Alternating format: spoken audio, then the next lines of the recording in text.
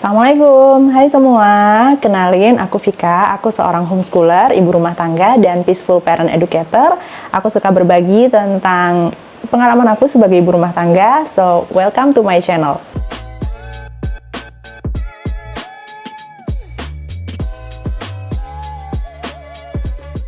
Jadi, saat aku itu memutuskan menjadi seorang ibu rumah tangga yang tidak ada karir di luar rumah ya, dan memutuskan menjadi seorang homeschooler, itu aku sadar betul kalau sebenarnya aku sedang mengambil sebuah amanah yang sangat besar gitu ya. Jadi mungkin teman-teman bisa tahu lah ya, walaupun anak kalian sekolah, tapi kan tahu lah ya rasanya kalau kita coba jelasin sesuatu tapi mereka nggak ngerti-ngerti gitu kan, atau mereka simply nggak mau ngerjain PR, itu kan tahu kan ya rasanya tuh kayak gimana, triggering gitu kan. Nah, itu juga hal-hal yang sering banget aku hadapi sebagai homeschooler. Ngajakin mereka belajar, ngasih pemahaman, itu juga kadang nggak berjalan mulus gitu kan, dan itu jadi hal yang sangat triggering, yang bisa sangat mengganggu kewarasan gitu loh. Nah, di sisi lain aku percaya bahwa untuk melakukan sesuatu, kalau kita itu pengen baik hasilnya, maka kita harus punya ilmunya, dan segala sesuatu itu ada ilmunya gitu loh, termasuk juga menjadi orang tua, menjadi homeschooler itu juga ada ilmunya. Nah, di sini aku akan share beberapa buku yang aku gunakan untuk membantu aku menjaga kewarasan diri aku sehari-hari. Yang pertama itu adalah ilmu parenting. Nah, di sini aku pakai ilmunya Dr. Laura Markham yang judulnya Peaceful Parent Happy Kids. Ini adalah buku yang aku pakai untuk parenting aku. Dr. Laura Markham itu sangat menekankan yang namanya regulasi emosi, dan regulasi emosi itu sangat berkaitan dengan bagaimana kita merawat diri kita atau self care. Makanya di sini cukup banyak dijelaskan gimana cara kita untuk self care di tengah kesibukan kita sebagai orang tua, dan juga gimana cara merawat diri dengan aneka macam pengalaman-pengalaman masa lalu kita. Ada juga workbooknya, dan workbook ini juga sangat membantu. Terus beliau juga ngasih course online yang bisa dibeli secara online, itu juga sangat membantu banget gitu. Itu yang pertama. Terus yang kedua, buku yang aku pakai itu ini, Self Compassion. Ini buku sangat bagus, terutama kalau teman-teman yang pengen stay connected to yourself gitu ya. Terus mungkin teman-teman punya masalah tentang pikiran-pikiran negatif tentang diri sendiri, atau mungkin terlalu keras sama diri sendiri, atau mungkin terjebak di sebuah lingkungan atau toxic relationship gitu ya, buku ini akan sangat membantu itu. Terus ada juga buku yang judulnya ini nih, buku The Self-Regulation Workbook for Kids. Nah, ini tuh sebenarnya buku homeschoolingnya anak-anak. Jadi aku masukkan materi self-regulation itu di kurikulumnya anak-anak. Jadi mereka pelajari ini setiap pekan gitu. Ini asik banget. Aku sangat merekomendasikan buku ini. Tapi kalau misalnya ini terlalu kekanak-kanakan buat kalian gitu ya, itu ada satu buku. Sebentar, aku buka dulu. Bukunya itu judulnya, nah ini, A Parent's Guide to Self-Regulation by Dr. Amber Thornton. Apakah terlihat teman-teman? Nah ini ya, aku belum baca buku ini, tapi buku ini sering dibundling sama workbook self-regulation workbook for kids itu tadi. Aku udah beli sih bukunya, tapi belum nyampe. Jadi nanti kalau udah nyampe aku akan share bukunya kayak apa, dalamnya kayak apa. Oke, selain itu ada satu buku yang aku lagi suka banget baca. Bukunya ini judulnya Taking Care of Yourself. Nih ya, Taking Care of Yourself. Aku tertarik buku ini itu awalnya karena dia dari Harvard Business Review Press gitu, dan pengalaman aku beli buku-buku dari Harvard Business Review Press ini tuh bagus-bagus, dan akhirnya aku beli, dan ternyata bagus sekali teman-teman. Ada banyak tips-tips yang konkret, yang sangat mudah untuk kita lakukan sehari-hari. Nah, ilmu-ilmu di buku-buku tadi itu sangat membantu aku dalam menavigasi apa yang harus aku lakukan di saat kehidupan aku tuh lagi nggak baik-baik saja. Jadi aku bisa memahami banget nih, kalau yang namanya kehidupan menjadi orang tua itu pasti ada up and down-nya. ya sebenarnya di aspek kehidupan apapun ya, di kerjaan lah, di relationship lah, termasuk juga ini pekerjaan kita sebagai ibu rumah tangga, homeschooler terutama, itu juga ada up and down-nya. Kadang-kadang semangat kita itu naik banget gitu ya, kadang-kadang semangat kita turun banget. Dan ini juga aku hadepin nih beberapa waktu lalu. Jadi setelah pindah ke Jogja itu aku pernah ngerasa kayak kalau energi maksimum aku 100, aku tuh stay di antara 50 sampai 70%, atau mungkin bahkan 50 sampai 60% aja gitu. Ada masa yang aduh kok aku tuh kayaknya berat banget ya hidup aku tuh, yang penting jalan aja gitu. Nah, untungnya aku itu punya komunikasi yang baik dengan suami aku gitu, dengan Zain. Jadi komunikasi kita itu bagus.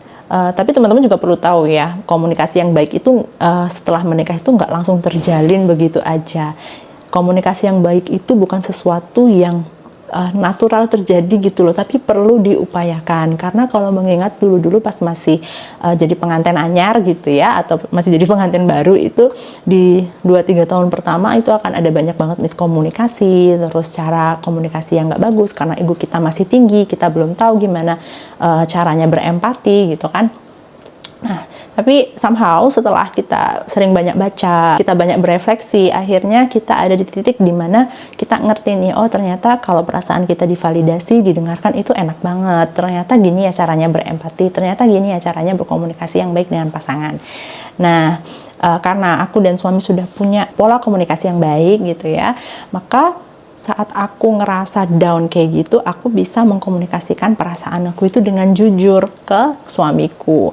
Dan di situ setelah divalidasi, setelah dipahami, akhirnya kita bisa sama-sama merumuskan apa-apa yang jadi masalah utama aku, atau apa-apa yang jadi akar masalahnya. Karena bisa jadi akar masalah itu nggak cuma satu ya, bisa 2, 3, 4, bisa jadi masalah yang dari dalam diri sendiri, bisa jadi itu penyebabnya adalah yang di luar dari keluarga kita, dan itu perlu diurai dengan komunikasi yang baik dengan pasangan gitu, dan perlu komunikasi yang jujur.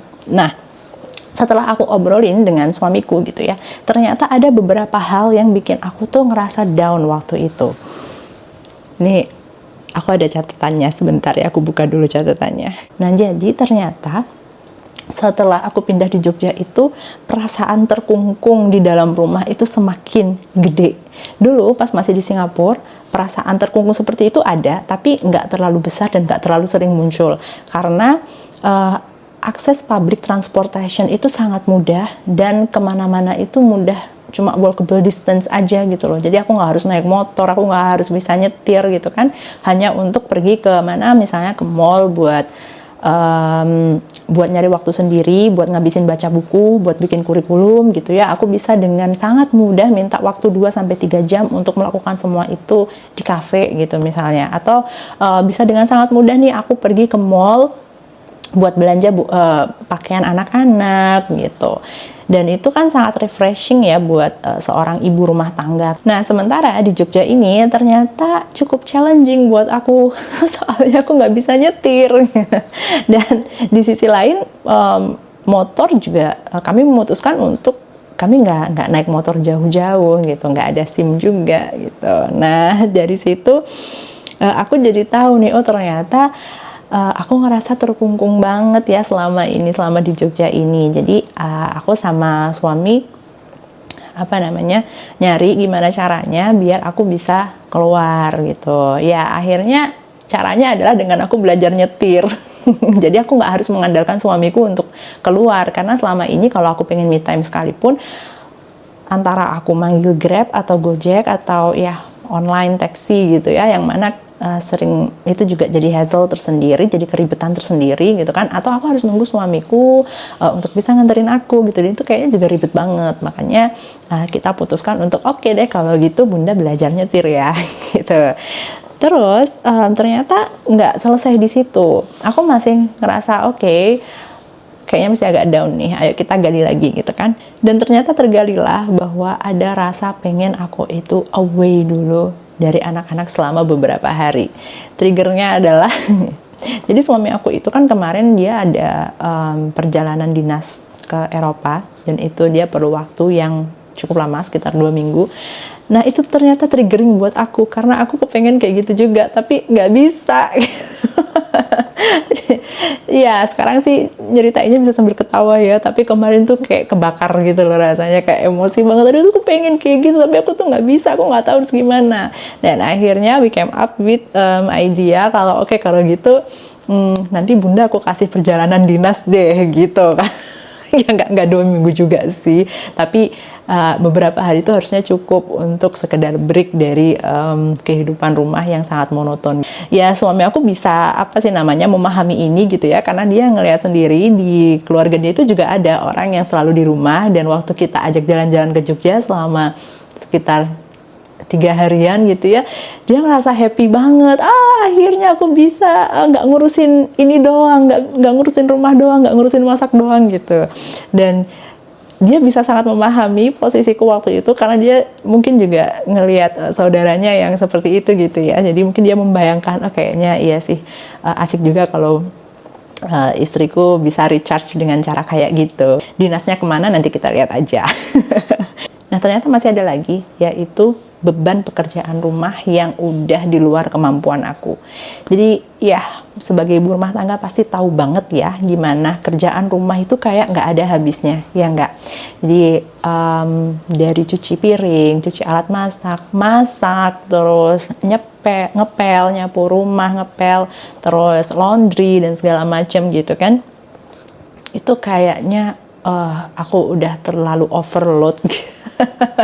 Udah nggak bisa dihandle lagi sama aku gitu. Apalagi aku posisinya sebagai homeschooler, sebagian besar yang ngajar itu adalah aku di rumah, dan aku yang ngurusin pendidikan mereka, aku yang ngurusin ini dan itu gitu ya.